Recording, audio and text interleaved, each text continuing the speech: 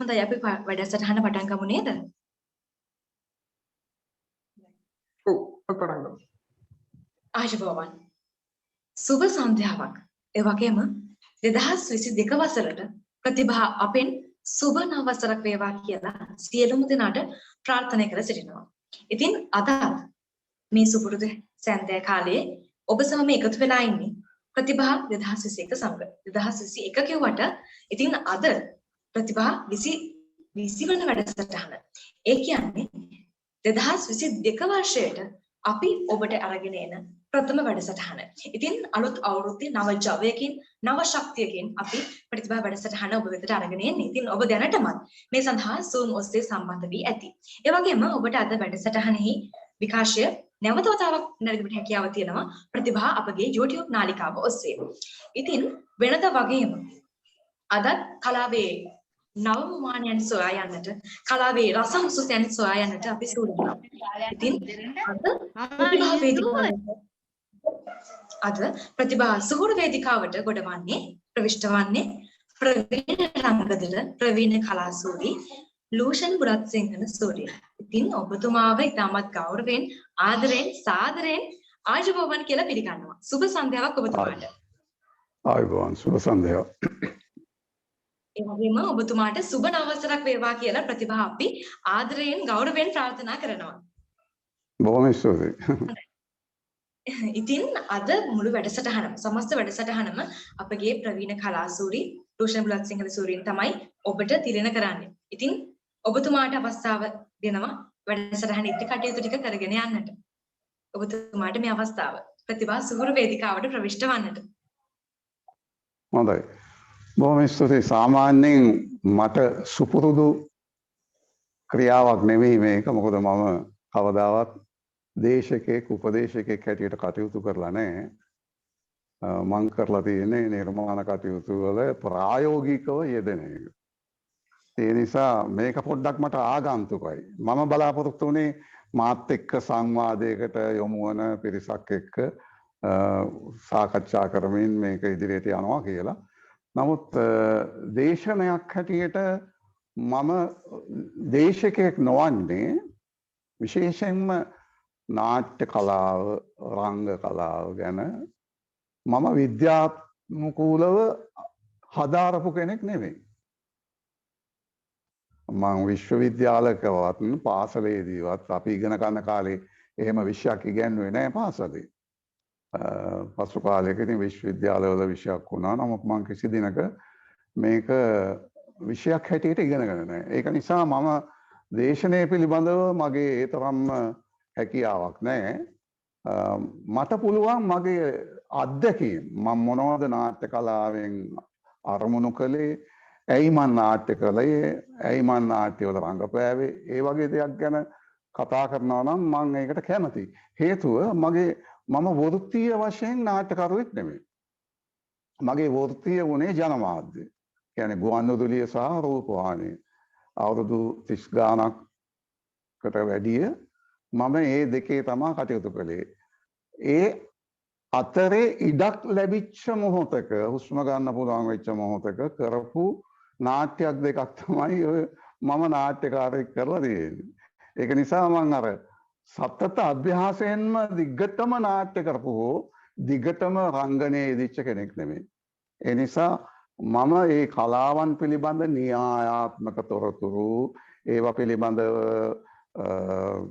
වෙන වෙනත් වටින් ගොඩින් ලබාගත් තොරතුරු එහෙම නැහැ. මම කරලා තියෙන්නේ මගේ නාට්‍ය කලා ජීවිතයේදී මට උපදෙස් දුන්නු ගුරුවරුන් දෙතුන් දෙනෙක් හිටියා ප්‍රායෝගිකව. එයින් පළවෙනි එක්කෙනා තමයි බන්දුල ජයවර්ධන මහත්මයා. මම පේරාදෙණියේ ඉඳදී මට මුණ ගැහුණේ. ඊළඟට මම ගුවන්විදුලියට ආවට පස්සේ මගේ ගුරුවරයෙක් වුණේ සුගතපාල සිල්ව මහත්මයා. ඒක දෙන්නගේ නාට්‍යවල රංගපාමින් තමයි මේ කලාවට මම අවතීර්ණ වුණේ. ඒ අතරේ තමයි ඉඳහිට නාට්‍යයක් රචනා කරන්න මම උත්සාහ කළා. නමුත් ඒ නාට්‍ය රචනාවේදී මූලික අරමුණ උනේ ඒ කාලේ 1960 ගණන් වල නාට්‍යයක් රචනා කරලා ඒක රාජ්‍ය නාට්‍ය උළෙලට ඒ කාලේ තිබිච්ච නාට්‍ය තරඟයට දාලා ඒකෙන් යම්කිසි ආස්වාදයක් ලැබීම ඒකයි මූලික අරමුණ උනේ අපිට මොනවා හරි කියා ගන්න දෙයක් සමාජයත් එක්ක සංවාදය දෙන්න. දැන් මූලික වශයෙන් නාට්‍ය රචනය ගැන ගත්තාම ඒක නවකතාවක් ලියන එක හෝ කෙටි කතාවක් ලියන එක හෝ එහෙම නැත්නම් කවියක් ගීතයක් ලියන එක හෝ ගත්තාම ඒක ඉඳුරාම වෙනස් දෙයක් තමයි නාට්‍ය රචනය. මොකද නාට්‍ය රචනා කරන්නේ කියවලා රස විඳින්න නෙමෙයි. නාට්‍යයක් රචනා කරන්නේ බලලා ආස්වාදනය කරන්න රස විඳින්න. ඉතින් ඒකෙදී හුඟා අපිට තියෙනවා යම් සීමා මායිම් නාට්‍ය රචකයෙකුට. නාට්‍ය රචනාවේදී පළවෙනි දේ වෙන්න ඕනේ මේ නාට්‍ය බලන් ඉන්න ක්‍රියාවක් සිදුවෙන දර්ශනීය ඒ වගේම කෙනෙකුට යම්කිසි ආධ්‍යාත්මික ප්‍රබෝධයක් උත්තේජනය වන දෙයක් වෙන්න ඕන. කියන එක තමයි මේ නාට්‍ය බලනකොට ඒ කාලේ අපිට ඇතිවෙච්ච හැඟීම. නාට්‍ය නිරන්තරයෙන්ම ගලා යන හැම දෙයකින්ම ගලා යාමක් සහ ඒකේ කූට ප්‍රාප්තියකට ඇවිල්ලා යම්කිසි ආධ්‍යාත්මික ප්‍රබෝධයක් ආධ්‍යාත්මික කඩාවැටීමක් ඛේදයක් ඒ පිළිබඳ කිසියම් දාර්ශනික හැඟීමක් ඇති කර ගැනීම තමයි කියලා තමයි ඒ කාලේ අපි විශ්වාස කළේ. ඉතින් ඒ අදහසින් මම ඉස්සෙල්ලම නාට්‍යයක් රචනා කළේ 1966 රාජ්‍ය නාට්‍ය උත්සවයේ. ඒ නාට්‍ය රචනා කළේ ඒ කාලේ අපිට තිබිච්ච අපේ අධ්‍යාපනය තුළින් සාහිත්‍ය තුළින් අපිව කිසියම් දෙයකට යොමු කරලා තිබුණා අදහස් ප්‍රකාශනය කිරීමේදී මෙන්න මේ වගේ විෂයන් ගැන කතා කරන්න. දැන් ඒ නාට්‍ය මගේ තිබුණේ මම කතා කළේ මට කියන්න ඕනකම තිබුණේ දෙමව්පියන්ගෙන් යම් වෙන වැරදි නිසා දරුවෙකුට ඒක කොහොමද තමන්ගේ ජීවිතයට බලපාන්නේ කියලා. ඉතින් ඒ නාට්‍ය නොනිවෙන ගිනි කියලා තමයි මම නම් කළේ 1964 නාට්‍ය උත්සවයට මේ නාට්‍ය පිටපත ඉස්සර මේ අද වගේ නෙමෙයි. ඒ කාලේ නාට්‍ය පිටපත ඉස්සෙල්ලාම ඉදිරිපත් කරන්න ඕනේ විනිශ්චය මණ්ඩලවලට. එතකොට මේ විනිශ්චය මණ්ඩලයෙන් ඒ නාට්‍ය පිටපත කියවලා අපිට කියනවා ඔබේ නාට්‍ය පිටපත මෙහෙම නිෂ්පාදනයක් සඳහා අපි තෝරාගත්තා. මේකේ දල රංගයක් අපිට අහවල් දින වෙනකොට ඉදිරිපත් කරන්න කියලා. ඒ දිනය දුන්නට පස්සේ ඉතින් ඔන්න අපි කඩිනමින් අපේ යාළු මිත්‍රයන්ගෙන් නළු නිළියෝ තෝරගෙන ඒ කාලේ අපිට නළු නිළියෝ තෝරන්න වෙනම සංචිතයක් තිබුණේ නැහැ නළු නිළියන්ගේ. අද වගේවත් එහෙම තිබුණේ නැහැ.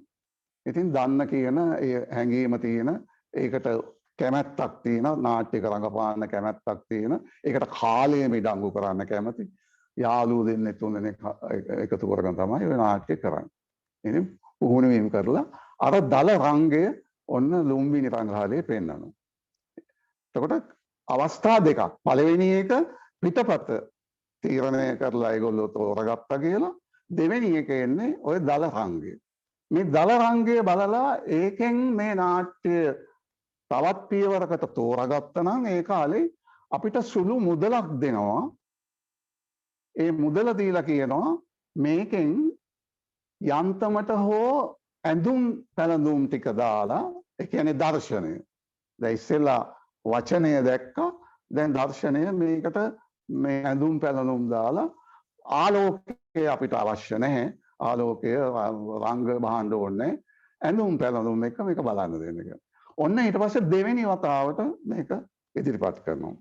ඒ ඇඳුම් පැළඳුම් ටිකත් එක්ක වඩා හොඳින් නාට්‍ය ගලාගෙන යන විදිහට වෙනවා. ඔන්න එතනින් තේරුණාට පස්සේ ඒකෙනුත් නොනිවෙන ගිනි තේරෙනවා.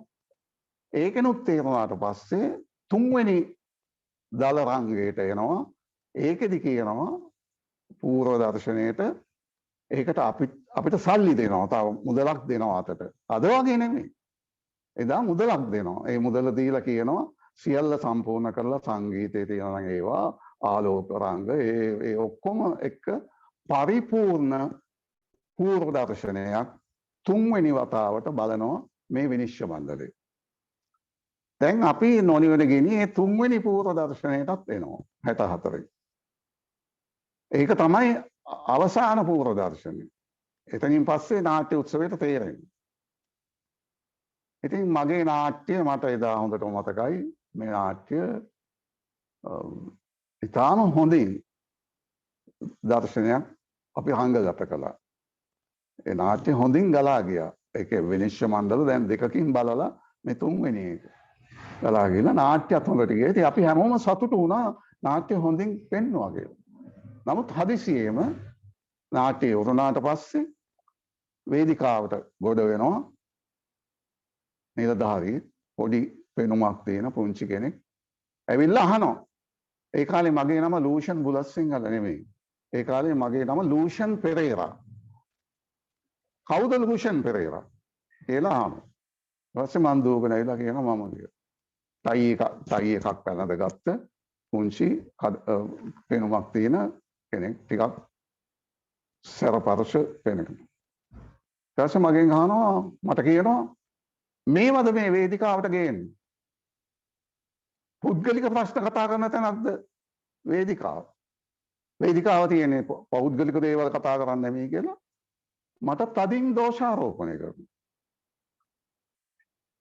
පස්සේ මම කියනවා මම පුද්ගලික දෙයක් නෙමෙයි කතා කළේ, සමාජ ප්‍රශ්නයක් කියලා කිව්වාම නෑ මේකේ මේ අම්මලා තාත්තලා ගැන මේ මොනවද මේ කියලා මෙයා ලොකු මේකක් දාලා වේදිකාවෙන් බැහැලා යනවා. ඒ කියන්නේ ඒ පූර්ව දර්ශනය විනිශ්චය මණ්ඩලයේ වෙන කවුරුත් නෙමෙයි. ඒ පසුවම දැනගන්නේ ඒ ආවේ විනිශ්චය මණ්ඩලයේ සභාපති ඒ කාලේ එම්.ජේ. පෙරේරා මහත්මයා. එයා තමයි අර මට බැනලා ගියේ. ඊට පස්සේ මේ නාට්‍ය උත්සවයේ මේ නාට්‍ය ඉවත් වෙනවා. නමුත් මේ නාට්‍ය අපි කොහොම හරි නැවත දර්ශන රංගගත කරලා මේ පිළිබඳව නාට්‍ය උත්සවයෙන් පස්සේ පුවත්පත්වල එහෙම මේ නාට්‍ය ගැන සංවාදයක් ඇති වෙනවා, මේක හොඳ නාට්‍යයක් කියලා. නමුත් එක පුද්ගලයෙක් තීරණය කරනවා මේක පුද්ගලික ප්‍රශ්නයක් වේදිකාවට ගේන්න නාට්‍යකරුවෙකුට අයිතියක් නැහැ කියලා. ඒකෙන් ඒ නාට්‍ය දා විවත් වෙනවා. ඊට පස්සේ 1964-65 කාලේ අපි ඕක පේරාදෙණියේ එලිමහන් රංගහලේ දර්ශනය කරනවා. ඒකෙදිත් මේ නාට්‍ය හොඳට රංගගත වෙනවා. අපිට හොඳ මේකක් ලැබෙනවා. එතෙන්දි තමයි ඔන්න බන්දුල ජයවර්ධන කියන චරිතය මාව අඳුනගන්නේ. ඒ අඳුනගෙන මම ඒ කාලේ වැඩ කරනවා පේරාදෙණියේ කෘෂිකර්ම දෙපාර්තමේන්තුවේ. ඒ කෘෂිකර්ම දෙපාර්තමේන්තුවේ තමයි බන්දුල ජයවර්ධන මහත්මයාගේ බෙරහඬ කියන ප්‍රසිද්ධ නාටකය ඒ කෘෂිකර්ම දෙපාර්තමේන්තුවේ සාහිත්‍ය සංගමෙන් තමයි මුලින්ම රංගගත කළා දෙන්නේ. ඒකෙන්ද ඔහු බලාපොරොත්තු වෙනවා මාව අඳුනගත්තට පස්සේ නැවත බෙරහඬ රංගගත කරලා එයාගේ නාට්‍ය කලාවත් එක්ක මාව සම්බන්ධ කරගන්න. අන්න එතෙන්දි තමයි ඔහු මට මේ නොඑක් ගුරු හරුකම් තමන්ගේ ලයිබ්‍රරියේ එයාගේ පුස්තකාලයේ තියෙන පොත්පත් පවා දීලා මාව නාට්‍ය කලාවේ නාට්‍ය රචනය ගැන රංගනය ගැන මාව දැනුවත් කරන්න නොඑක් උදව් කරන්න. එතකොට එයා මගෙන් අහනවා ඇයි මේක මේ නාට්‍ය තරඟෙන් මම කිව්වා මෙහෙම කෙනෙක් ඇවිල්ලා මට දොස් කිව්වා කියලා. පස්සේ දැනගත්තේ පස්සේ බන්දුල ජයවර්ධන මහත්මයා තමයි මට කිව්වේ ඒක ඇත්ත. ඒ මහත්මයාගේ පියාගේ චරිතය තමයි ඔයා මේ නාට්‍ය රචනා කරලා තියෙන්නේ කියලා. මම දන්නේ නැහැ එහෙම දෙයක්. ඒක මගේ කල්පිතයේ ඇතිවෙච්ච චරිතයක්. නමුත් ඒකෙන් මම හිංසාවක් කරලා තියෙනවා නොදැනුවත්ව එම්.ජේ. පෙරේරා මහත්මයාට. ඔහුගේ පියාගේ චරිතය වේදිකාවට ගෙනල්ලා. දැන් බලන්න නාට්‍යයක යම්කිසි දෙයකින් තමන් මොන විදිහටද නාට්‍යයක ආකෘතිය හෝ ඒකේ සන්දර්භය දැකලා තමන් කොහොමද ක්‍රියාත්මක වෙන්නේ. එතෙක් නරඹපු කිසිම විනිශ්චයකරුවෙක් නොකියපු දෙයක් කොහොමද එහි සභාපතිතුමා අන්තිම මොහොතේ අන්තිම දවසේ බලලා එහෙම කිව්වේ. ඉතින් ඒක එහෙම දේවල් වෙන්න පුළුවන්. විනිශ්චය සහ විචාරය කියන දේ බොහෝ විට පෞද්ගලිකයි කියන එක මේකෙන් මම අවබෝධ කරගත්තා. නාට්‍ය රචනාවට නාට්‍ය නිර්මාණයට අපේ රටේ පෞද්ගලික සම්බන්ධකම් තදින් බලපාන. ඒක ශාස්ත්‍රාලීය වෙන්න පුළුවන්, විශ්වවිද්‍යාල මට්ටමින්, පාසල් මට්ටමින්, එහෙම නැත්නම් ගුරුකුල මට්ටමින් වෙන්න පුළුවන්. විවිධ ආකාරයෙන් මේවා බලපානවා. එදා ඒ 64 නාට්‍ය උත්සවයෙන් ඉවත් කරපු නාට්‍ය 1966 රාජ්‍ය නාට්‍ය උත්සවයට ආරාධිත නාට්‍යයක් හැටියට රංගගත කරන්න පුළුවන් වුණා. මට ඒගොල්ලෝ ආරාධනා කරලා ඒක රංගගත කරන්න කියලා. අන්න එහෙම දේවල් වෙනවා. එතකොට මං එදා ඉගෙන ගත්තේ මොකද්ද නාට්‍ය රචනයේදී? මං නාට්‍ය රචනාවේදී මං එදා ඒ අත්දැකීමෙන් පස්සේ කිසිම දවසක මම පෞද්ගලික මනුෂ්‍යත්වය විග්‍රහ කරන ඒක පිළිබඳ ඒගොල්ලන්ගේ දුක්ඛ දෝමනස්යන් ගැන කතා කරන දේවල් වලට බොහෝම අඩුවෙන් යොමු වෙන නාට්‍යකරුවෙක් බවට පත් වුණා. මොකද අපේ සමාජය හරි පුංචි සංවෘත සමාජයක්. ඒක තුල අපි කියන දේවල් පුද්ගලිකව එක එක්කෙනාට බලපාන්න පුළුවන්. ඊට පස්සේ තමයි මම ඒ 64 පසුබෑමෙන් පස්සේ නැවත මට නාට්‍ය උත්සවයකට රචනා කරන්න ලැබෙන්නේ 1974 රාජ්‍ය නාට්‍ය උත්සවය. ඒ රාජ්‍ය නාට්‍ය උත්සවයේදී තමයි රත්නහෙට්ටකාරී කියන නාට්‍ය සංගත කරලා අර වගේම සම්මාන දෙනවා. හොඳම නාට්‍ය රචනයට, හොඳම නළුවා, හොඳම සංගීතයට වගේ සම්මාන ගත්තා. දැන් මේවෙන් අවබෝධ කරගත්තේ මං ඉන්පසු මගේ නාට්‍ය රචනයේ මං යොමු වුණේ හැමදේම සමාජය පිළිබඳව. මා අවට පොදු සමාජය ගැන මට කතා කරන්න දෙයක් තියෙනවා. මොකද මම නාට්‍යයක් ලියන්නේ මා වෙනුවෙන් නෙමෙයි. මම නාට්‍යයක් ලියන්නේ මගේ ජනතාව වෙනුවෙන්.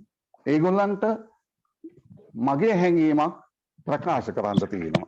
ඒක මට පොතක ලියනවට වැඩිය නාට්‍යයකින් ප්‍රකාශ කරපුවාම මට ඒ වෙලේම ඒකේ ප්‍රතිචාරය දැක ගන්න පුළුවන් වෙනවා.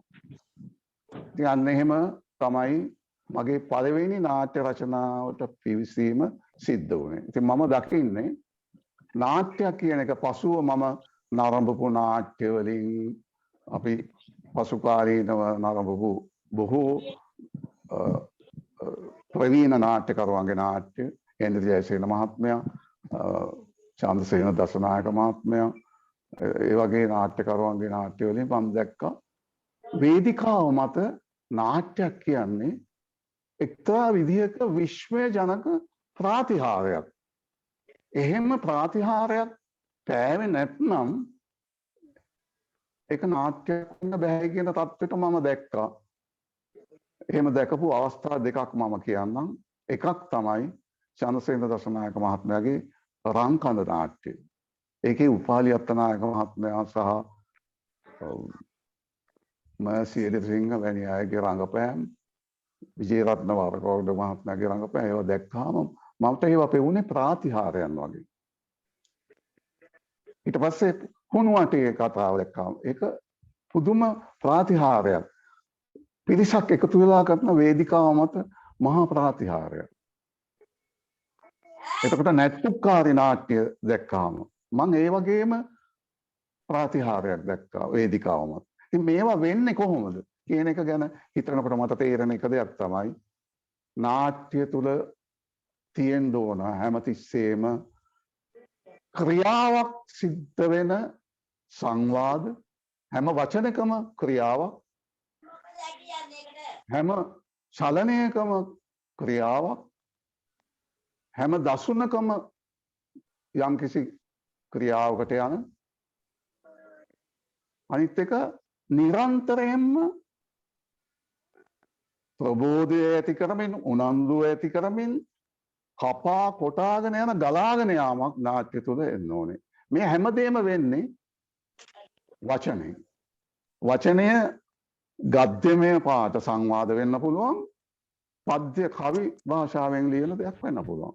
ඒ හැම දෙයකම තියෙන්න ඕනේ අර කියපු ක්‍රියාත්මක වීම. ක්‍රියාවෙන් හැම වචනයක්ම චලනයක් සඳහා හැම ගීයක්ම චලනයක් ක්‍රියාවක් සඳහා අන්න එහෙම රචනා කරන්න ඕනේ කියන හැඟීම පසු කාලෙක මට ඇති. ඒ මූලික අත්දැකීම් වලින් ලැබුණ අන්න මේ වගේ දෙයක්. මම හිතන්නේ නාට්‍ය කලාව කියන්නේ මේකේ මම උගා ඩිස්ටර්බ් වෙනවා.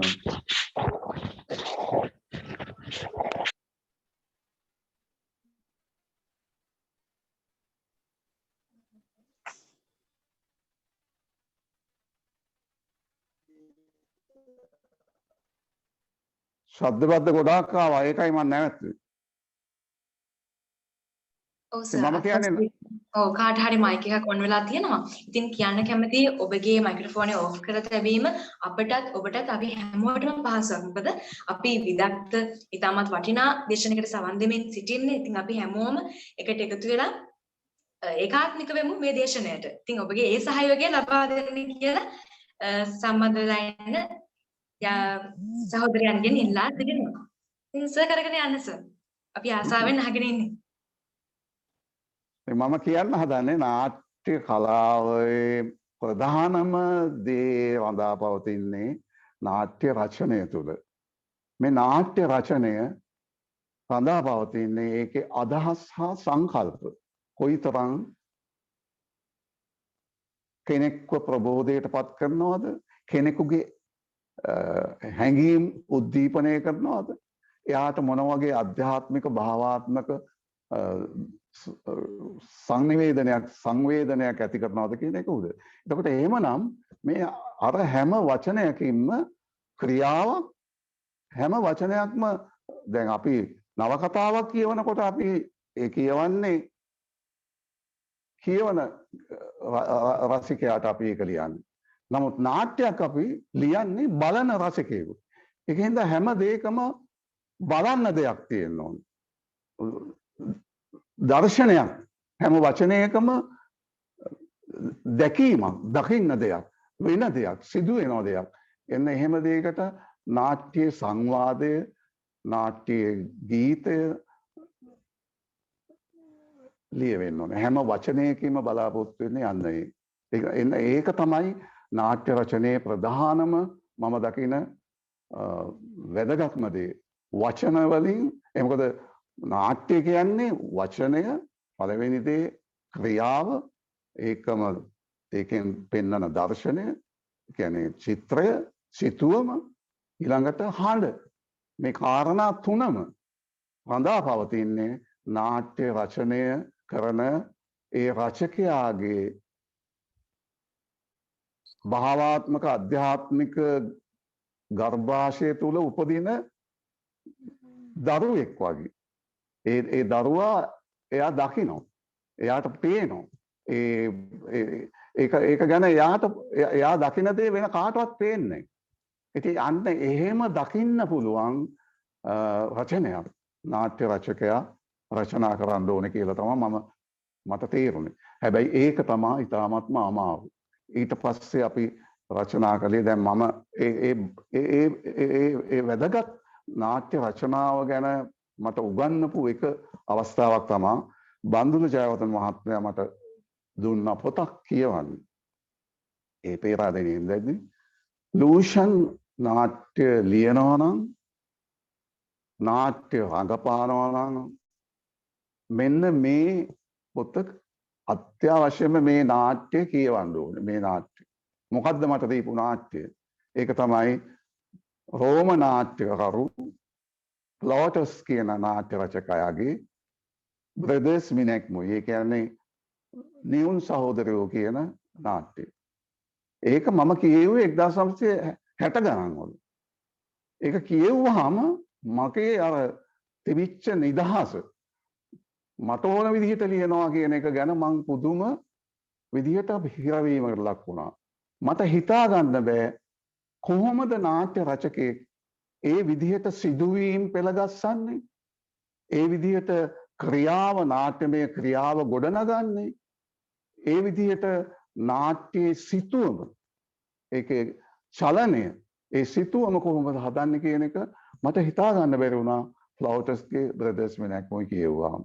දැන් මේ ඒකේ පරිවර්තනය ඔබට කියවන්න පුළුවන් මහාචාර්ය මර්ලින් පීරිස් ඒක පරිවර්තනය කරලා තියෙන නිසා සිංහලට. ඉතින් ඒක නිසා මම කලේ ඒ නාට්‍ය පරිවර්තනය කිරීමකට වඩා මොකද බන්දුල ජයවර්ධනයන් මට දීපු උපදේශය තමයි පරිවර්තනයක් කරන්න එපා මේ භූමියේ නාට්‍ය කරනවා නම් ඒක මේ භූමියට ගැලපෙන විදිහට අනුවර්තනයක් කරන්න. මොකද බන්දුල ජයවර්ධනයන් නිරන්තරයෙන්ම කියපු උපදේශයක් තමයි සාහිත්‍ය කෘතියක් හැටියට නාට්‍යයක් පරිවර්තනය කළාට කමක් නැහැ. ඒක රංගයක් හැටියට ඉදිරිපත් කරන්න බලාපොරොත්තු වෙන නම් කළ යුතු එකම දේ තමයි ඒක මේ භූමියේ පැලවෙන්න පුළුවන් පැල කරන්න පුළුවන් දෙයක් බවට අනුවර්තනය කිරීම කියලා. ඒ අනුව තමයි මං තාරාවෝ විගලිත කියන නාට්‍ය අනුවර්තනය කරන්නේ 1980 ගණන්. හැබැයි මේ නාට්‍ය දෙකම මට කරන්න පුළුවන් වුණේ ඒ නිදහස මට ලැබුණේ ඒ කාලේ මං රාජකාරී කළේ මගේ රස්සාව කළේ ගුවන්විදුලි සංස්ථාවේ. ගුවන්විදුලි සංස්ථාවට මං ණයගැති යන්න ඒකටයි ඒ කාලය තුලදී මං ඒ හිටපු කාලය තුලදී මේ වගේ නිර්මාණ ගොඩක් කළා ගුවන්විදුලි. ඉතින් මගේ නාට්‍ය රචනා කලාවේ අවසාන නාට්‍ය උනේ වෙස්මුණ ගලවන්න ඒක මෑතකදී කළේ. නමුත් ඒ තරම් දීර්ඝ කාලයක් මට නිහඬව ඉන්නට සිද්ධ වුණා නාට්‍ය රචනයෙන් සහ නාට්‍ය කලාවේ නිරත වීමෙන්. මොකද හේතුව වුණේ මට මම තවත් දෘශ්‍ය මාධ්‍යයක වෘත්තිකෙක් වුණ හින්දා. ඒ කියන්නේ රූපවාහිනී මාධ්‍ය තුලට මාව ඇදලා ගත්තු නිසා. ඒක ඇත්තටම මගේ කැමැත්තෙන් ගිය දෙයක් නෙමෙයි. මම රාජ්‍ය සේවයේ හිටියේ. ඒ නිසා රූපවාහිනී සංස්ථාවට ගුවන්විදුලියෙන් මාව ගුවන්විදුලියේ කැමැත්තෙන්ම මුදා හැරියා මට කරගන්න දෙයක් නැති වුණා. ඒ විදිහට මගේ නිර්මාණ ලෝකයේ ඔක්කොම නැවතුණා. ඇත්තටම ගුවන්විදුලි සංස්ථාවට 1982 මාව අනුයුක්ත කළේ. එදා ඉඳන් මට කවදාවත් බැරි වුණා නාට්‍යයක් නිර්මාණය කරන්න රූපවාහිනියට ඇරෙන්න.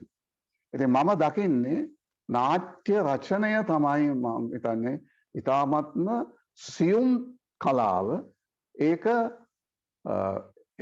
නාට්‍ය රචකයාම දකින එයාගේ මහාවලෝකයේ තුල මනෝලෝකයේ තුල දකින දර්ශනයක් තව කෙනෙක්ව පුබුදු කරන්න යොමු කරන්න එයාව චලනය කරන්න එයාට බලපෑම් කරන්න පුළුවන් වෙන අදහසක් සංකල්පයක් ඇති නාට්‍ය රචනයක් විය යුතුයි. ඉතින් ඒ කොහොමද එහෙම නාට්‍යයක් රචනා කරන්නේ? ඇත්තටම නාට්‍යයක් රචනා කරපු කෙනෙකු ඒ නාට්‍ය රඟ දක්වන්නේ. ඒ නාට්‍ය රචකයා නෙමෙයි ඒක වේදිකාවට ගේන්නේ. වේදිකාවට ගේනකොට ඒකට එන නළු නිලියෝ ඒකේ වෙනත් අනිකුත් සාංගික භාණ්ඩ විවිධ දේවල් කරන කලාකරු එතකොට ලයිට් රංගාලෝකය රංග වස්ත්‍ර වේශ නිරූපණ මේ ඔක්කොමත් එක්ක එකතු වෙලා තමයි අවසාන දර්ශනය එන්නේ. නාට්‍ය රචකයා දැක්කද ඒ දර්ශනය? අන්න එතෙන්දි තමයි බොහෝ වෙලාවට අපි නාට්‍ය රචකයෙකුට මූණ දෙන්න වෙන ලොකුම ප්‍රශ්නේ. අනිත් අය අතේ මේ තමන් දැකපු දරුවා තමන් බිහි කරපු දරුවා ගැන කිසි දෙයක් කියන්න නාට්‍ය රචකයාට බෑ. ඒ මොකද එයා ඒකේ නිර්මාණකරුවා. එයා ඒ දරුවගේ පියා. එයාට මේකේ වැරද්දක් පේන්නේ. ඒ සියලු දේවල් දකින්නේ අර අනුසාංගික කලාකරුවෝ පිරිසක්. ඉතින් ඒකින්ද නාට්‍ය රචකයා එතනින් බැහැර වෙනවා එක්තරා විදිහකට අරගොල්ලන්ගේ අතට මේක ගියාට පස්සේ. නමුත් හොඳ කලාකරුවන් පිරිසකට මේක පත් වුණොත් ඒගොල්ලන්ගේ අතට පත් වුණොත් ඒක හොඳ රංගයක් නම් එයා ඒගොල්ලෝ අතේ මේක නාට්‍යකරුවා දැකපු සිහිනය නැවත අර ප්‍රේක්ෂකයා ඉදිරියේ ගොඩනගන්න පුළුවන් සජීවීව. නාට්‍ය රචකයා දැක්කේ මේක හුදු දර්ශන මාත්‍රයෙන් මානව ලෝකේ. නමුත් ඒක සජීවී දර්ශනයක් බවට පත් කරන්නේ වෙනත් කලාකරුවෝ පිරිසක්. මේක තමා නාට්‍ය රචකයා සහ නාට්‍ය නිර්මාණයේ නිෂ්පාදනයේ අන්තිම කොටස දක්වා සිද්ධ වෙන. මේ තුල විශාල කාර්ය සම්භාරයක් සිද්ධ වෙනවා. ඒක ඔබ දන්නවා.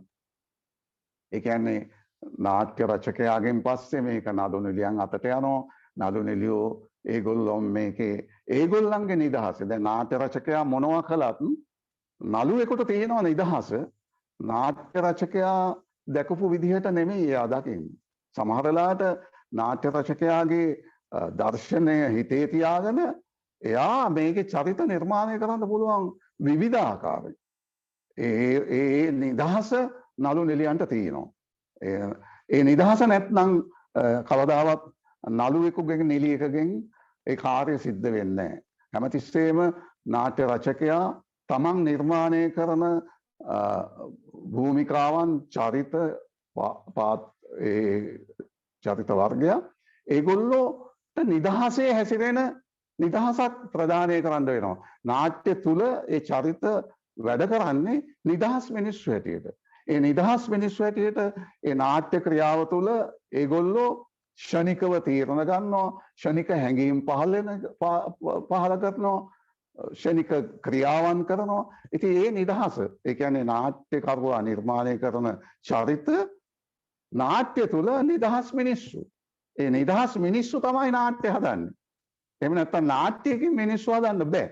ඉතින් ඒකින්ද ඒ නාට්‍යකරුවා නිර්මාණය කරන නාට්‍ය තුළ නිදහස් චරිත ගොඩක් තියෙනවා.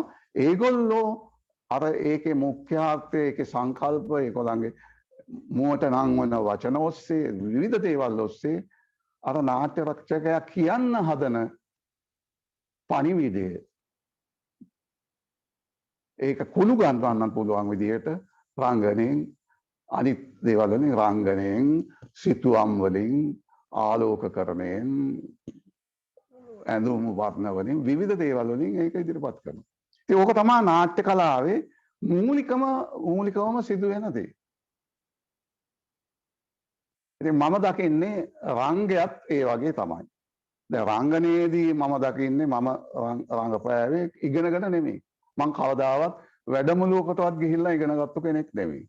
කවදාවත් නාට්‍ය රචනය ගැන හොයෙන්වත් ඉගෙනගෙන නැහැ. කාගෙන්වත් පොතෙන් පතෙන් ඔය බඳුළු ජයවර්ධනයන් දීපු පොතෙන් පතෙන් ඉගෙනගත්තු දෙයක් පමණයි. ඒරන කිසිම තැනකින් ඉගෙන ගත්තේ නැහැ. ඉතින් ඒ ප්‍රායෝගිකවම තමයි මේකේ යෙදිලා තියෙන්නේ. ඒ ප්‍රායෝගික දැනුම විතරයි මට තියෙන්නේ. රංගනයේදීත් මට තියෙන්නේ ප්‍රායෝගික දැනුම. ඒකෙදි මම දැනගත්ත එක දෙයක් තමයි නළුවෙක් රඟපානවා නම් ඒ චරිතයක්, ඒ චරිතයේ බාහිර රූපාන්තරණය සිද්ධ කිරීමට ඔහුට පුළුවන් වෙනවා. බාහිර පෙනුම. මේ චරිතයට මොන වගේ බාහිර පෙනුමක්ද දෙන්නේ? ඒ බාහිර පෙනුම එයාගේ අභිනයෙන්, එයාගේ සියලු චලනයන්ගෙන්, එයාගේ වාග් විලාසයන්ගෙන් ඒ බාහිර පෙනුම හදන්න පුළුවන්. එතකොට ඒකට කොහොමද ශරීරය හැදගන්නවන්නේ? මම කවදාවත් නළුවෙක් හැටියට ඒ ශාරීරික අභ්‍යාස කරලා නැහැ.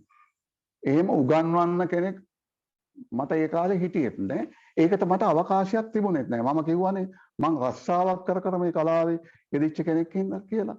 ඒ නිසා මට ඒවයි ගුරුවරකම් හම්බෙලා නැහැ. අන්න එතනයි මට තියෙන ප්‍රශ්නේ. ඒ කියන්නේ මං විද්‍යාත්මකව ඒවා ඉගෙනගෙන නැහැ. රචනය හෝ රංගනය.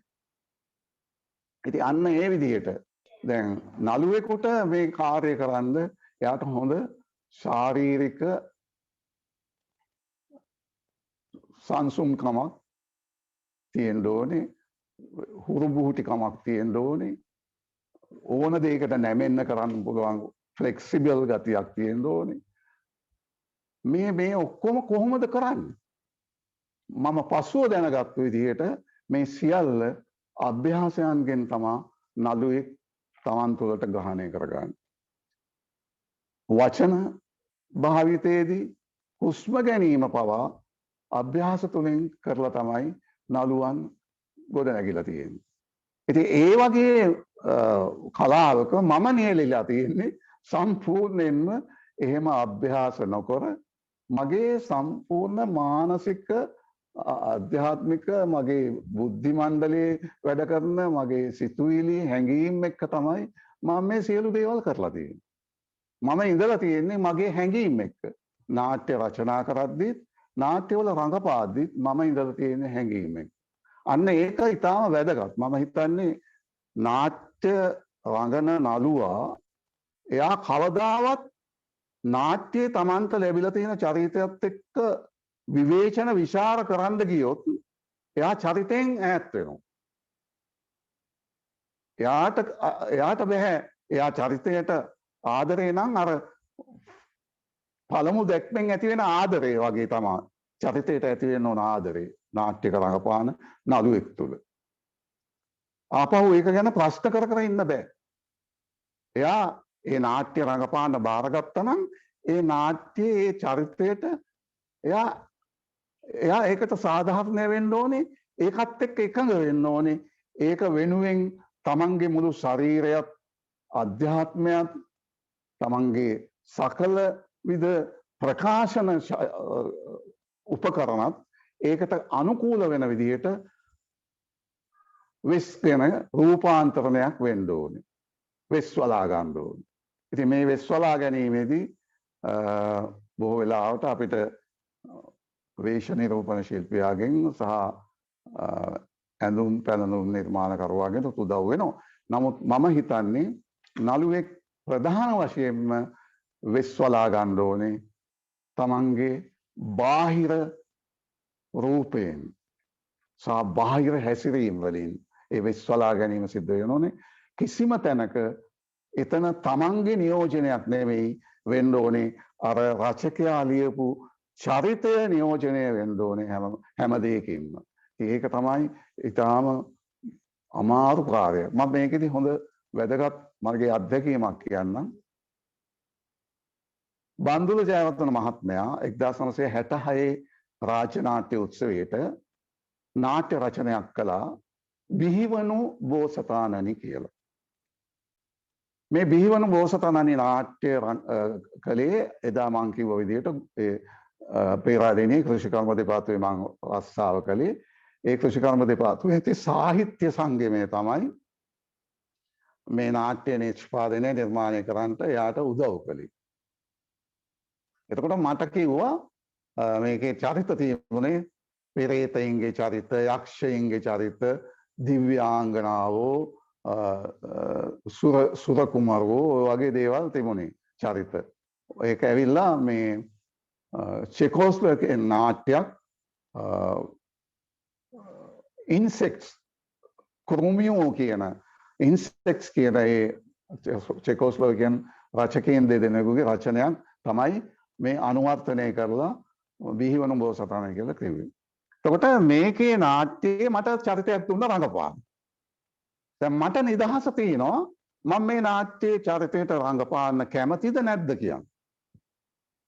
මම මේ පිටපත කියෙව්වාම මගේ මේ එකත් එක්ක දර්ශනයත් එක්ක ඒක දැක්ක කියෙව්වාම මම මේ චරිතයට කැමති වුණේ.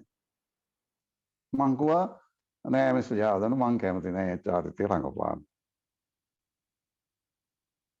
හරි එහෙනම් ලූෂන් මට මේ නාට්‍ය නිෂ්පාදනයේ සහාය වෙන්න. මං කිව්වා හරි. එතකොට මං නොනිවෙනගිනි නාට්‍ය කරලා තිබුණේ ඒ හින්දා මට නිෂ්පාදන සහායකයෙක් වෙන්න පුළුවන්කම. ඊට පස්සේ මේ ඔන්න කරගෙන ගියා නාට්‍ය. ඒ කාලේ අපි නාට්‍ය පුහුණුවීම කළේ නුවර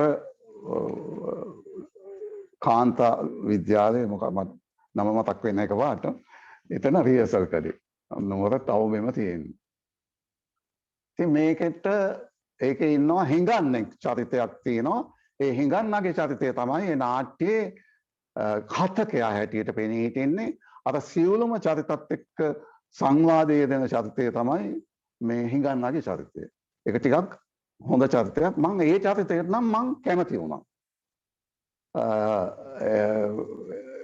ඉතින් මම ඒක කියන්න ගියේ නෑ ජයවර්ධන මහත්මයාට. නමුත් ජයවර්ධන මහත්මයා ඒ හිටපු අයගෙන් තෝරාගත්තු නළුන් විලියන්ගෙන් ඒ හිඟන්නාගේ චරිතයට එයා කැමති කෙනෙක්ව තෝරගෙන රිහර්සල් කරගෙන ගියා. පුහුණුවීම් කරගෙන ගියා. පුහුණුවීම් කරගෙන යද්දී නමුත් දැන් පළවෙනි දර්ශනය පෙන්නන්න දිනත් නියම වෙලා තියෙනවා. නාට්‍යයේ අනිත් සෙසු දර්ශනවල ඒ කාලේ රංගපෑවා දයා තෙන්නකෝන් මහත්මයා, සෝමසිරි අලකොළංග මහත්මයා ඒ නාට්‍යයේ. එතකොට ඒගොල්ලෝ ආධුනිකයෝ. ඒගොල්ලෝ පේරාදෙණියේ හිටියේ. ඒකේ රංගපාන ඉතින් මම බලාගෙන හිටියා කොහොම හරි හිඟන්නාගේ චරිතය රංගපාපු නළුවට බන්දුල ජයවර්ධන මහත්මයාගේ හිතේ මැවුණු චරිතය එන්නේ නැහැ. ඒක රංගපාන ඒකට සමීප වෙන්න බැරි වුණා. දැන් බලන්න නළුවෙකුට වෙන දේ ඒක. කොහොම හරි බන්දුල ජයවර්ධන මහත්මයා උන ටිකක් පැකිලෙන්න ගත්තා. මොකද දින නියම ලං වෙනවා. ඔහොම එනකොට මං කිව්වා මේක එයාගේ කැමැත්ත මෙයා වෙනකොට මං කිව්වා මම නම් කැමති ඒක රංගපාන කියලා. නෑ ලූෂන් මේ නාට්‍ය චරිතයට රංගපාන සැරසෙන්නේ. ඔයාගේ පෙනුම ඔයා මහතයි ලස්සනයි හැඩරුවයි ඒ චරිතයට හිඟන්නේකට ඔයාව ගැලපෙන්නේ. එයා අරන් තිබුණේ කෙසඟ ඒ ඉන්දෑරි එහෙම කෙනෙක්. පස්සේ ඔන්න එක දවසක් රිහර්සල් ඉවර වෙලා අපි ඉස්කෝලෙන් පහළට බැලලා යනකොට නුවර කුලවලක් මේ ඔර්ලෝසු කනුව යට එතන නිදා ගන්නවා හිඟන්න. එතන නිදා ගන්න සැරසෙනවා එක හිඟන්නේ මටත් වැඩිය මහත. මම මගේ මිත්‍රයා ඒ කාලේ මේ කුසිකරණ දෙපාර්තමේන්තුවේ හිටපු මගේ මිත්‍රයා ගුණසේන කියලා මං කිව්වා ගුණේ අර බලන්නකෝ ජයවර්ධන මහත්තයා කිව්වා මං මහත වැඩි කියලා අර හිඟන්න මටත් වැඩිය මහතයි ඒ හිඟන්න එක. ඊට පස්සේ ගුණසේන මහත්තයා hina වෙලා එහෙම බන්දු අර බලන්නකෝ මේ ලූෂන්ට වැඩිය මහත හිඟන්නේ කර ඉන්නේ කියලා පෙන්නුවම බන්දු ජයවර්ධන මහත්තයා පොඩ්ඩක් වික්ෂිප්ත වුණා. ඊට පහුව ඉඳලා මට කිව්වා උත්සාහ කරලා බලන්නකෝ කරන්න. මම මේකට කැමැත්තෙන් මේකට මගේ අධ්‍යාත්මයෙන්ම සමීප වෙලා හිටපු හින්දා මම දවසෙන් මේ නාට්‍යයේ හිඟන්නගේ චරිතය බන්දුල ජයවර්ධන මහත්තයාගේ හිතට අල්ලන තාලෙට ගෙනාවා. පස්සේ මට කිව්වා ආලෝචන රංගපාන කියලා. අන්තිමේදී පළවෙනි පූර්ව දර්ශනයේට පේරාදෙණි හිඟන්නගේ දර්ශනය මම රංගපෑවේ. එතන ඉඳන් නාට්‍ය උත්සවයට එනකම්ම දර්ශනව නාට්‍ය උත්සවයට තෝරාගත්තා. නාට්‍ය උත්සවයේදී හිඟන්නාගේ දර්ශනය රඟපාලා මම එක දවසක් නාට්‍ය බලන්න යනකොට හෙන්නති ජයසේන මහත්මයා හම්බ වෙලා මට කිව්වා ඊලන්දාරියා තමුසේ තමයි මේ සැරේ නාට්‍ය උත්සවයේ හොඳම නළුවා එන්නේ. ඔන්න බලනකො මං කියපු එක. කොහොම හරි මට හොඳම නළුවගේ සම්මානය ලැබුණේ නැහැ. හැබැයි මට හම්බ වෙනවා විශිෂ්ට රංගනය සඳහා වූ විශේෂ සහතික පත්‍රයක්. පළවෙනි වතාවට මට කොළඹ නාට්‍යයක රඟපාලා එහෙම සම්මාන සහතිකයක් හම්බ වුණේ. ඒක තමයි මට ලැබිච්ච පළවෙනි සුදුසුකම. ඒක ආවේ මම මේ කියන්න හැදුවේ සමහර වෙලාවට නාට්‍ය රචකයා නිෂ්පාදකයා එයාගේ මනසින් දකින චරිතය නළුවාගේ බාහිර ස්වරූපයෙන් ගන්න බෑ.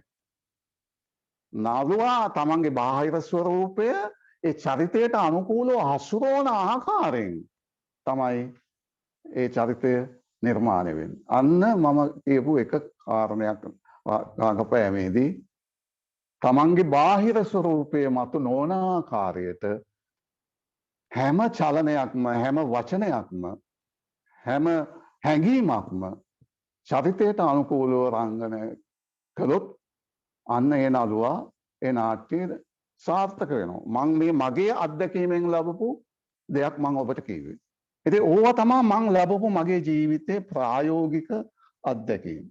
ඉතින් ඔබ දන්නවා ඔබ නාට්‍ය කලාව හදාරන අය ඔබලා මේකේ විද්‍යාත්මක පසුබිම හොඳට දන්න අය. ඒක නිසා මේ ප්‍රායෝගිකව මම ලැබපු අත්දැකීම් තුළින් මා කියපු කතාව තුළින් ඔබට අහන්න පුළුවන් දෙයක් තියෙනවා අහන්න මට. ඒක අනුව අපි සංවාදයේ මට ඊට අමතරව විශේෂ දෙයක් මට කියන්න නැහැ. මතක් වෙන්නේ නැහැ මට සමහර දේවල්. මගේ ජීවිතත් එක්ක සම්බන්ධ වෙලා තියෙන ප්‍රායෝගික අත්දැකීම් ටිකකින් තමයි මම මේ ඔබව ආමන්ත්‍රණය කළේ. නාට්‍ය රචකයෙක් හැටියට රංගන ශිල්පියෙක් හැටියට. මේ දෙකම වෘත්තීය මට්ටමින් කරපු මිනිහෙක් නෙවෙයි මම. ඒක හදාරපු කෙනෙක් නෙවෙයි මම. ඒක විතරක් මතක තියාගන්න.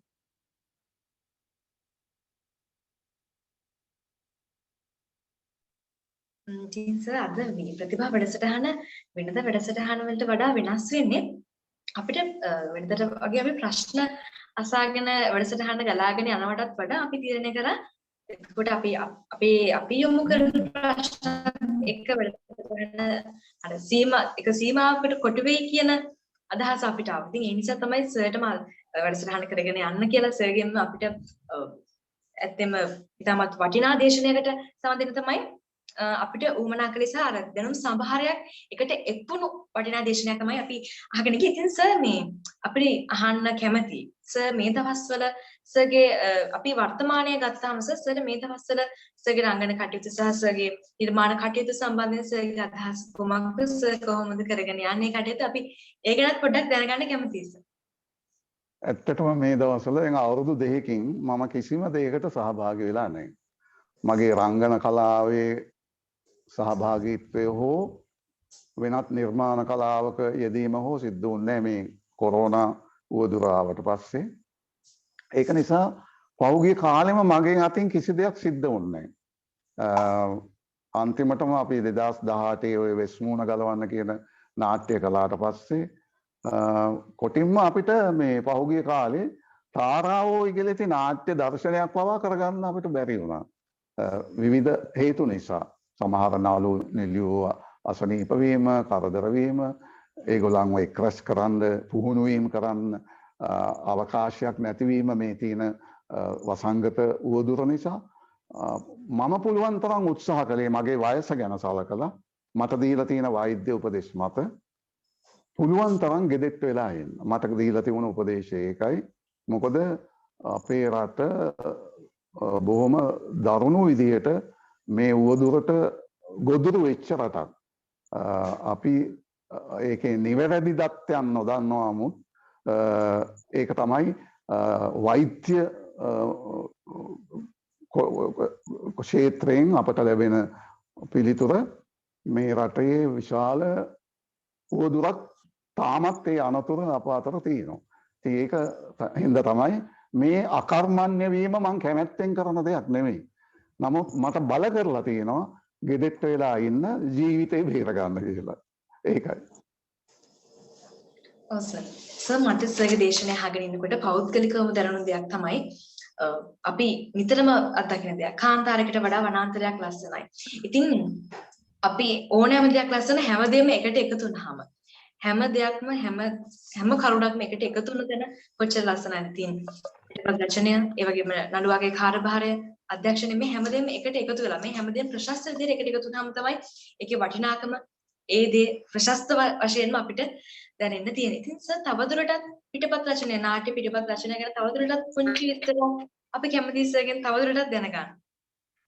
තවදුරටත් නාට්‍ය රචනයේදී මම අර මුලින් කිව්වා වගේ නාට්‍යයේ පළවෙනි දේ තමයි අදහස හා සංකල්ප ගොඩනැගීම.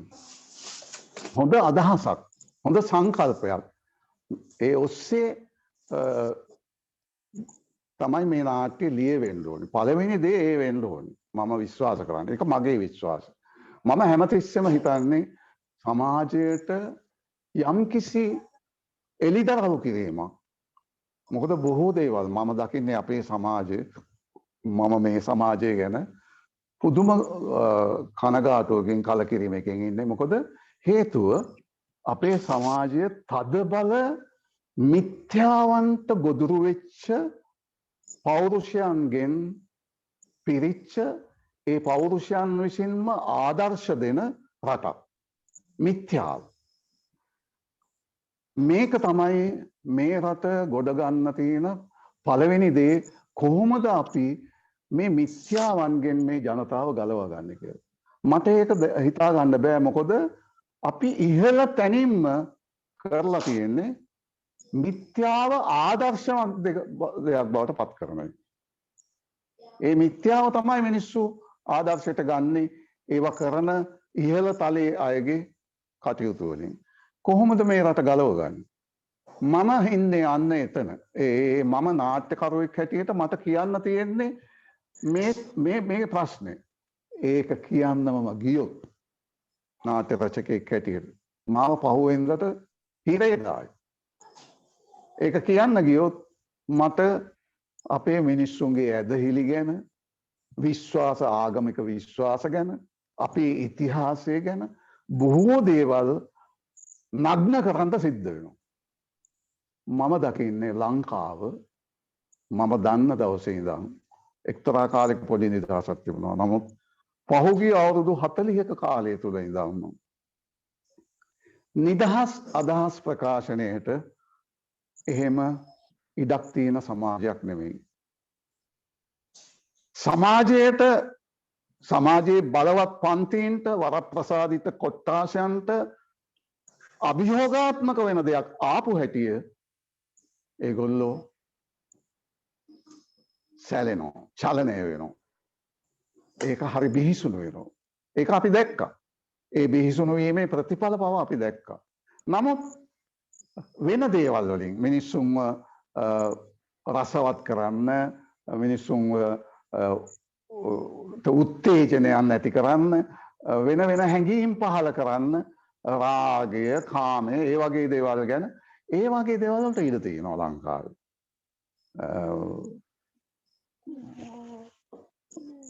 මම දකින්නේ ඒකයි.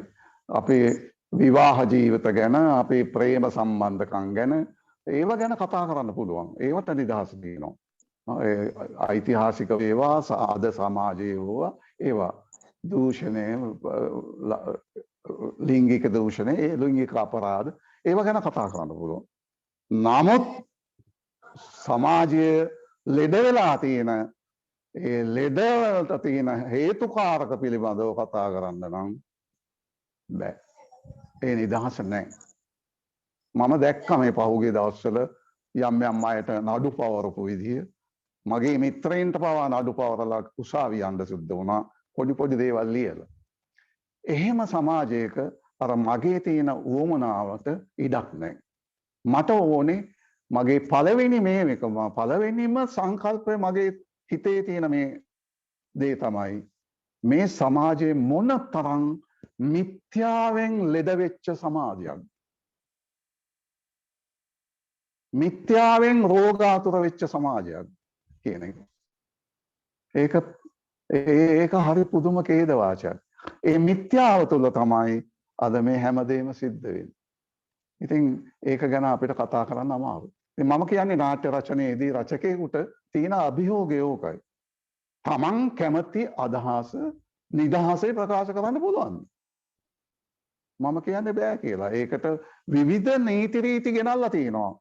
ඒ වැටකඩලු බඳින පොඩි නීති තැන් වලින් අවුරලා තියෙනවා. ඒකෙන්ද හරි අමාරුයි. ඒකෙන් ගැලවිලා යන්න පුළුවන් යම් සංකල්ප තමයි, අදහස් තමයි සාකච්ඡා කරන්න පුළුවන්.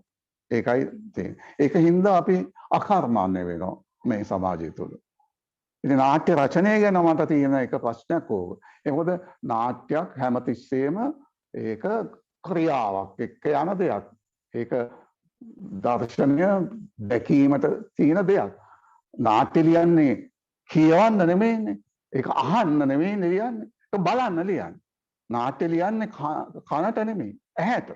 ඒකට ඇහැට ලියන දේ හරිම ප්‍රබලයි. ඒ ප්‍රබලත්වය නිසාම ඒක නිරන්තරවම අභියෝගයට ලක් වෙනවා සමාජයේ. ඉතින් පහුගිය කාලේ මම වෙස්මුණ ගලවන්න නාට්‍ය තුලින් ඒක අද්දුටුවා.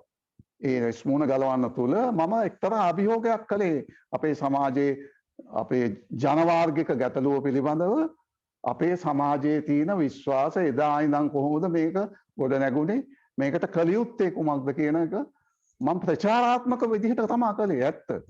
මම ප්‍රචාරකෙක් වුණා ඒ නාට්‍යයේදී. මට කියන්න ඕන දේ මම එහෙම කිව්වා. ඒක කරලා තියෙනවා. ඒක දැන් බ්‍රෙෂ්ට් වගේ නාට්‍යකරුවෙක් ඒ වගේ අය ලියලා තියෙන්නේ Tamanට කියන්න ඕන දේ කියන්න නාට්‍ය කලාව ප්‍රදර්ශනයට අරගෙන. අනිත් නාට්‍ය කලාව හැමදාම පාවිච්චි කරලා තියෙන්නේ වෙන දෙයකට නෙමෙයි. අධ්‍යාපනයට ආගමික දේවල් උගන්වන්න කාලේ ආගමික ඉගැන්වීම සඳහා ඒවා සඳහා ඒකම ප්‍රචාරය. ඒක එලිපිට ප්‍රචාරයට හෝ හඟවලා ප්‍රචාරයට හෝ නාට්‍යකරුවෙකුට නිදහස තියෙන්න ඕනේ. නමුත් ඒ නිදහස ඒ අපි ඉගෙනගෙන තියෙන නිදහස ඒ හොයන නිදහස අපේ නැහැ. අපිට ඕන දේ කියන්න බෑ. අපි ඒ වෙලාවට විවිධ ආකාරයෙන් අපිට සමාජයෙන් අපිව විනිශ්චය කරනවා. දැන් මගේ වෙස්මුණ ගලවන්න නාට්‍ය ගැන මම දන්නේ නැහැ විනිශ්චය මණ්ඩලයේ මොකද කිව්වේ කියලා මේ හරියට. නමුත් විනිශ්චය මණ්ඩලයේ හිටපු මිතුරෙකුගෙන් මම ඇහුවාම ඔහු මට කිව්වා මම කිව්වා ඒ නාට්‍ය උත්සවයේදී මගේ නාට්‍යයට වැඩි අඩු ප්‍රමිතියේ නාට්‍ය ඔයගොල්ලෝ තෝරගත්තේ නැද්ද නාට්‍ය උත්සවයට? මම දැක්කනේ. මොකද අපිටත් විනිශ්චයක් තියෙනවා නාට්‍ය පිළිබඳ. නාට්‍යයක් දැක්කම අපිටත් තියෙන විනිශ්චයක්. ඒකට මම දැක්කා මගේ නිර්මාණයට වැඩි අඩු ප්‍රමිතියේ නිර්මාණ උත්සවයට තෝරලා තියෙනවා. මම කිව්වාම ඒක නෑ මම අහුවා එහෙනම් මොකද්ද මේකට හේතුව? මේක ප්‍රතික්ෂේප වෙන්න. එතකොට කිව්වා විනිශ්චය මණ්ඩලයේ සාකච්ඡා කළා මේක ප්‍රචාරාත්මක නාට්‍යයක් කියලා. මම එතනින් එහාට මගේ මිත්‍රයා සමග සාකච්ඡා කළේ නෑ. මම එතනින් සැනසුණා. මොකද මට ඕන දේ වෙලා තියෙනවා. ඒගොල්ලෝ කැමති වුණේ මං ඒ කරන ප්‍රචාරයට. ජාතිවාදයට එරෙහිව මං කරන ප්‍රචාරයට ඒ විනිශ්චය මණ්ඩලය කැමති වුණේ නැහැ. ඒකයි මගේ නාට්‍ය ඉවත් කළේ කියන එක මං දැනගත්තා. ඉතින් ඒකින්ද මං කනගාටු වෙන්නේ නැහැ. මම ඉගෙන ගත්තා එතනින් මේ සමාජයේ තවදුරටත් අපිට ඕන කරන සමාජ මෙහෙයුමක් කරන්න ඉඩක් නැහැ. අපිට ඕන කරන විදිහට මිනිස්සුන්ට පණිවිඩ ගෙනියන්න ඉඩක් නැහැ. අපි පණිවිඩ ගෙනියන්නේ සමාජයට යහපතක් උදෙසා මිසක් සමාජයට අයහපතක් කරන්න, සමාජය දූෂණය කරන්න නෙමෙයි. ඒකට ඉඩ නැහැ. ඒකට ඉඩ නැත්නම් ඇයි අපි නාට්‍ය ලියන්නේ? මොකටද නාට්‍ය ලියන්නේ? සන්තෝෂ කරන්න නාට්‍ය ලියන්න පුළුවන්. නමුත් මට දැන් අවශ්‍ය නැහැ මිනිස්සුන්ව හුදු හිනස්සීමකින් භාව මේ ප්‍රකෝපනය කිරීමකින් කිසියම් උත්තේජනයකින් සතුටු කරලා යවන්න මට එහෙම වුණාවන්නේ. මට අවශ්‍යයි මගේ සමාජයේ ඇයි මේ ලෙඩ වෙලා තියෙන්නේ? අද මේ මොහොතේ මේ සමාජයේ ලෙඩ වෙච්ච සමාජයක්. ඇයි මෙහෙම වෙලා තියෙන්නේ කියන එක ගැන කතා කරන්න. ඒකට ඉඩක් නැත්තම් නාට්‍ය ලියලා මොකටද? ඒක තමයි මගේ නාට්‍ය රචනාව ගැන තියෙන අද තියෙන කල්පනාව. ඔබ මොකද හිතන්නේ? ඉතින් සර් ඇත්තටම සමාජ ක්‍රමයේ තියෙන අඩුපාඩු යම් ගැටලු නිසා අද අර අපේ මනස පවා මේ වෙලාවේ මගේ මනස පවා දෙපසකට දෝලණය වෙන තත්යකට ඒක විස්තර කිරීමෙහිලා අපහසුතාවයකටපත් වුණා. සර්ගේ අදහසත් ඇත්තටම ඒක කියලා නිම කළ නොහැකි විදිහටම අර මනස දෙපසට දෝලණය වෙන තත්යකට යමු වුණා. මේ වර්තමාන සමාජ ක්‍රමය තුළ අපි මිනිසුන්ගේ ආකල්ප කුසලත විශේෂයෙන්ම ආකල්ප යම් ගැටලු තිබෙන නිසා නිදහස් චින්තනය කියන තැන කුංචි ප්‍රශ්නයක් එනවා කියන කාරණේ සම්බන්ධයෙන්. ඉතින් නමුත් අඳුරෙන් එළියට අපි කෙසේ හෝ යා යුතුයි. අඳුරෙන් එළියට ගමන් කරන්න අපේ ප්‍රතිභා කණ්ඩායමත් එක්ක අපේ අරමුණක් අඳුරෙන් කොහොම හරි එළියට ගමන් කරන්න. ඉතින් ඒ ගමන යන්නට තරුණ අපේ මේ වෙලාවේ පාසල් සිසුන් බොහෝ ප්‍රමාණයක් එකතු වෙලා ඉන්නවා අපිත් එක්ක. ඒ වගේම ගොඩක් ශිෂ්ට ශිෂ්‍යාව මේක කළ යුතුයි කියන අදහසත් එක්ක ප්‍රශස්ත ගණයේ දෙයක් අපි ලබා දිය යුතුයි කියන අදහසක ඉන්නවා. ඉතින් අපිට මොකද සර්ට දෙන්න තියෙන උපදෙස් අවවාදය? මම කියන්නේ මම කියවනේ මම උපදේශකෙක් නෙමෙයි. නමුත් මම නාට්‍ය තුලින් යම් උපදේශන කරනවා. මේක විද්‍යාත්මකව හදාරන ඔබට මගේ උපදේශනයන්ට වැඩිය උපදේශන ලැබිලා තියෙන පුළුවන්. නමුත් කලාකරුවෙක් හැටියට මට කියන්න පුළුවන් දේ තමයි තමන් අවංකව තමන්ගේ අධ්‍යාත්මයට අවංකව සමාජයට කතා කරන නිර්මාණ කරන්න බැයි පුළුවන් නම් ඒක තමයි කළ යුත්තේ. තමන්ගේ අධ්‍යාත්මයට එකඟව. හෘද සාක්ෂියට එකඟව. එහෙම නැතුව දැන් ලෝකේ හැමතැනම නාට්‍ය කලාව පාවිච්චි කරලා තියෙනවා. ඒක වාණිජ භාණ්ඩයක් හැටියට, සන්තුෂ්ටි මාර්ගයක් හැටියට පාවිච්චි කරලා තියෙනවා. නාට්‍ය කලාව එහෙම තමයි ලෝකේ පවතින්නෙත් එහෙමයි. අපේ රටේ එහෙමවත් මේක පවතින්නේ නැහැ. සන්තුෂ්ටි මාර්ගයක් හැටියටවත් පවත්වාගෙන යන්න ඕන කරන පදනම ඒකේ සාධක ගොඩනැගිලා නැහැ. ළමයි ඉගෙන ගන්නවා නාට්‍ය කලාව. නමුත් නාට්‍ය කලාව ප්‍රායෝගිකව ප්‍රැක්ටිස් කරන්න ළමයින්ට ඉඩකඩ නැහැ. අවකාශය නැහැ. එහෙම රටක් මේක. ඉතින් මම දකින්නේ නාට්‍ය කලාව වෘත්තීය කලාවක් බවට පත් කරගන්න නැතුව කවදාවත් අපි මේ හිතන දේ වෙන්නේ අපිට ඕන කරන දේ වෙන්නේ කොහොමද වෘත්තීය නාට්‍ය කලාවක් ඇති කරගන්නේ? මං හිතන්නේ ලංකාවේ ඒක පහසු වෙයි කියලා. මොකද අද තියෙන මේ රටේ ආර්ථික කඩාවැටීම් අවපාතයන් එක්ක බැලුවාම කලාවක් උදට ගැනීම සඳහා මේ ජාතික ආයෝජනයක් බලාපොරොත්තු වෙන්න හරි අමාරුයි. නමුත් ඒකෙන් මම අදහස් කරන්නේ කාවත් අධෛර්ය කරන්න පුළුවන් එකම දේ තමයි මම දකින්නේ හැම කලාකරුවෙක් තුළම තමන්ගේ හෘද සාක්ෂියක් තියෙන්න ඕනේ. ඒ හෘද සාක්ෂියට එකඟව නිර්මාණ කරන්න. ඒක තමයි මගේ එකම මගේ ප්‍රාර්ථනය. මං හිතනවා අනිත් අයත් එහෙම කරනවා නම් හොඳයි කියලා. නමුත් සමහර වෙලාවට මේ වගේ රටක හෘද සාක්ෂිය තමයි හැමතිස්සෙම අභියෝගයට ලක් වෙන්නේ. ඒක තමයි දකින්න තියෙන්නේ. හෘද සාක්ෂියට ඉඩක් නැති බව බොහෝ සමාජික ක්‍රියාවලීන් වලදී අපිට පේනවා. සමාජයේ හැසිරෙන්නම හෘද සාක්ෂියක් නැහැ වගේ. ඉතින් එහෙම තත්ත්වයක් තියෙනවා. නමුත් මම දකින්නේ නාට්‍ය කලාව හැමතිස්සෙම නාට්‍ය කියන්නේ හරිම විශ්මයජනක ප්‍රාතිහාරයක්. වේදිකාව මත දකින ප්‍රාතිහාරයක්. ඒක පාන්න, ඒ ප්‍රාතිහාරය පාන්න ඒකට අපි ඒකට උපකරණ නෙමෙයි අපි මිනිස්සු. දැන් නළුවෙක් ගත්තොත් නාට්‍යකරුවා නළුවාව පාවිච්චි කරන්නේ sannivedanaya කරන උපකරණයක් හැටියට නෙමෙයි. sannivedanaya යෙදෙන සජීවී මානවයෙක්.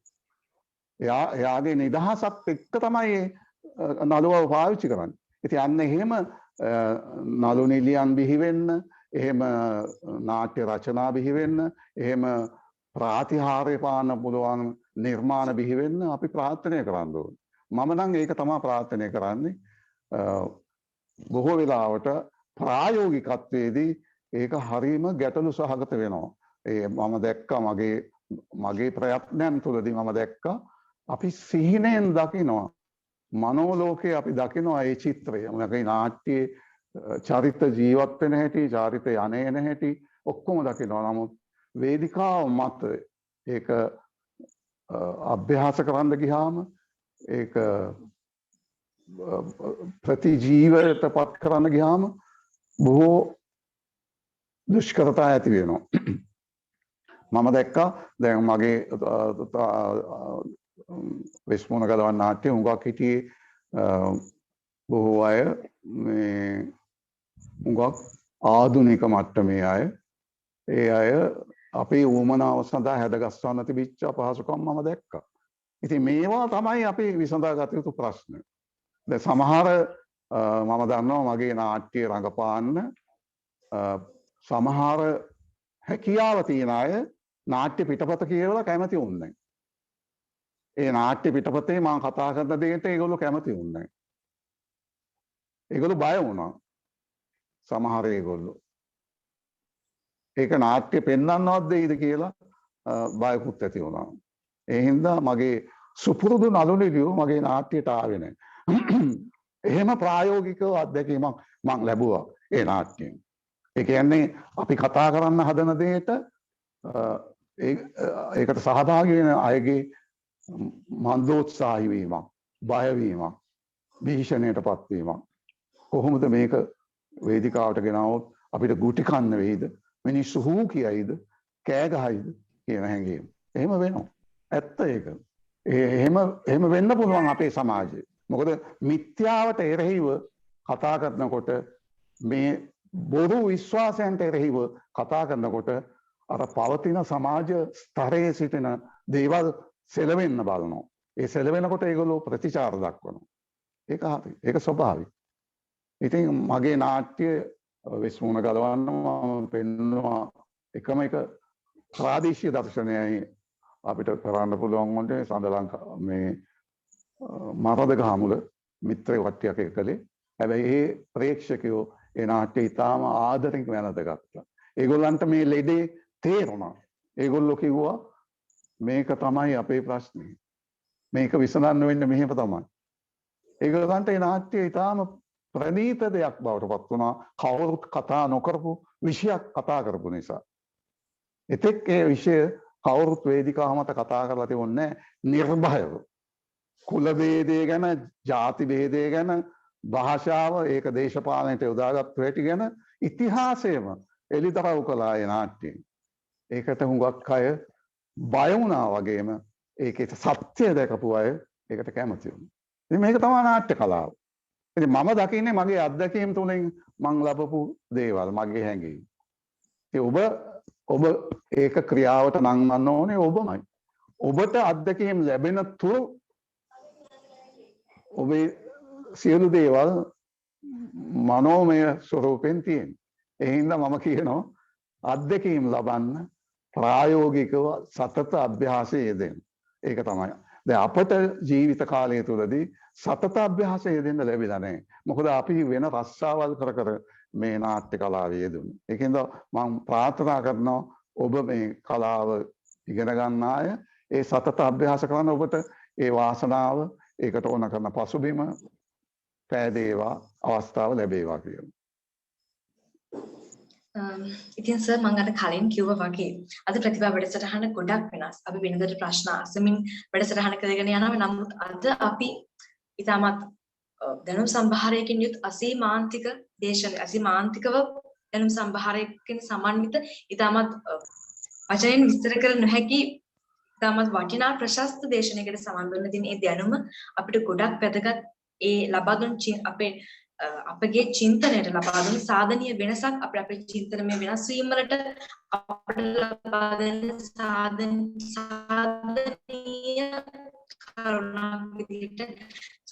කරුණ විදිහට සේගදේශන අපි ගොඩක් දේවල් අද ලබා ගන්න. ඉතින් ඇත්තටම විශ්වයට මේ සම්බන්ධ වෙලා සර්ගේ කතා කිරීම ලැබීම සහ සර්ගෙන් මේ ලබාගත් චින්තනමය වෙනස මට සාධනීය ලෙස ඇත්තටම සැබවින්ම බලපෑවා. ඉතින් ඒ සඳහා ඇත්තටම අද ප්‍රතිභා 20 වෙනි වැඩසටහන සඳහා අපිත් එක්ක සම්බන්ධ වෙලා අපිට දැනුම් සම්භාරයක් ලබා දීලා ඔබතුමාගේ වටිනා කාලය අප වෙනුවෙන් වැය කරලා ශ්‍රී ලාංකික ඉදිරියට ශ්‍රී ලංකාවේ කලා පරපුර ගැනීමට අදහසක් දක්වන කලාවේ රසමුසුතයන් වගේම කලාවෙන් අපේ මනසට ගත යුතු තැන් පිළිබඳව සොයාගෙන යාමට සිටින අපේ කණ්ඩායමත් එක්ක එකතු වෙලා අපිත් එක්ක මේ විදිහට අදහස් දක්වලා ඔබතුමාගේ වටිනා කාලය ඇත්තටම විඩංග කරලා මේ අවස්ථාව ලබා දුන්නට බෙහෙවින් ස්තුතියි. ඉතින් නැවතත් අපිත් එක්ක සම්බන්ධ වෙලා අපිත් එක්ක දිගටම වැඩ කටයුතු කරගෙන යන්න කියන අපිට අවවාද අනුශාසනා ලබා දෙන්න කියන බලාපොරොත්තු කියන ඉල්ලීමක් කරන ගමන් එහෙනම් අපි අදට වැඩසටහනේ අවසන් කරමු. ඉතින් සම්බන්ධ වෙලා සිටින සියලුම දෙනාට බෙහෙවින් ස්තුතියි. සර් ගොඩක් ස්තුතියි අපිත් එක්ක සම්බන්ධ වෙලා මේ විදිහට අපිට වචනෙන් කිව නොහැකි තරම් දැනුම් සම්භාරයක් අපිට තිලින කළාට. ඉතින් බෙහෙවින් ස්තුතියි සර්. ඉතින් මීළඟ වැඩසටහනත් එක්ක සම්බන්ධ වෙන්න ප්‍රතිභා වැඩසටහනත් සමග මීළඟට ප්‍රතිභා වැඩසටහනත් එක්ක සම්බන්ධ වෙන්න කියන ඉල්ලීමත් එක්ක වැඩසටහන ඉවර කරනවා. සියලු දෙනාටම සුබ රාත්‍රියක්. ඊළඟ සරණයි. ආයුබෝවන්.